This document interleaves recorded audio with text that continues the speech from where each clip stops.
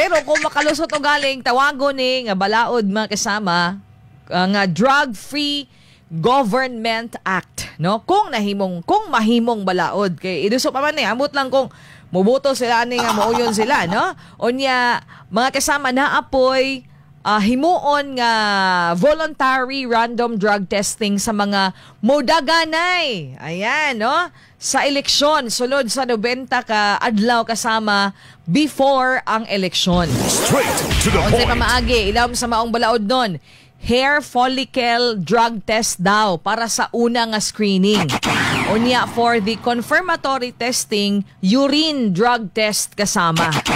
Mao na iyahang giduso kung mapamatud-an og magpositibo ang usa ka government official, mahimong masuspend or matanggal sa iyahang serbisyo. Siyempre, tungod kinaman tay balaod. Straight to the point. Lain pod, imuhang senador adik. Imong congressman adik. Samot na imong presidente adik. Straight to the point. Ang mga tao pod, ang mga Pinoy adik pod. Adik tanan-tanan. Straight to the point. Mao na siya, mga kasamang gidusokan. So, may tanaw ninyo ani. Ayun na lang yung tanawa si Robin Padilla kay lagi na nabunga ni siya kay ning baguhay lang ang iyahang staff, no? Nga suma pa mga kasama, okay? Ato na lang ni siyang binggahan na lang ato ni kay lagi nagkuan daw na ni maho mo daw CR og kuan sa ladies room na ni maho magkuan kanang na ay something wrong, no? Drugs mga kasama. So mao na po ning epekto karon og ganang sumpay sa teleserye. Yung mga artista man ni sila.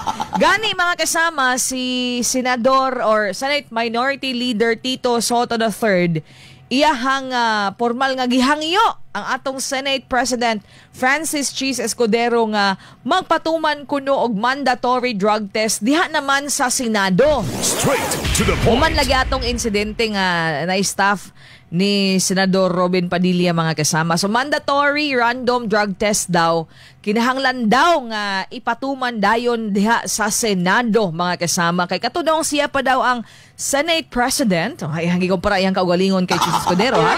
Katong siya pa daw ang Senate President natong 18th Congress, nagpatuman kuno siya og random drug testing aron masiguro nga drug-free ang Senate. Straight to the point. Unya hinoon una na nga gimando ni Escudero nga mag-imbestigar sa sumala pa paggamit og marijuana sa usa ka staff ni Robin Padilla nga itago nato sa pangalan nga Charla. Oo. Magikuan man, gimension man po hinoon kasama kung kinsa ang kanhi aktres nga si Nadia Montenegro nga gihinganlan sa Senate Office of the Sergeant at Arms, no? Nga sumala sa usa ka staff ni Lacson, ang kakayo mga daghan yung chismosa sa opisina nga samtang naa daw siya sa ladies room, no? Ladies comfort room.